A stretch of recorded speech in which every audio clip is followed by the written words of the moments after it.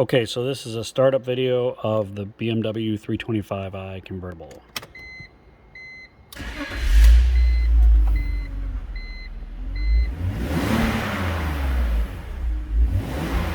You'll see the ABS, brake, and traction control lights on. That's for the ABS computer that we're replacing.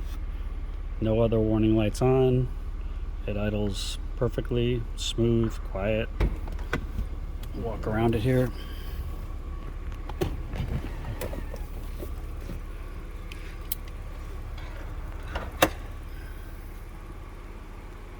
Interior is in great shape. Back seats are in great shape. Walk around the car. It's got upgraded wheels, as you can see.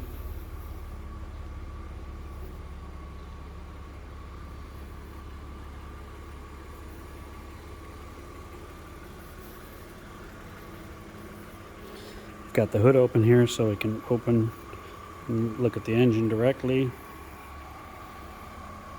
Okay.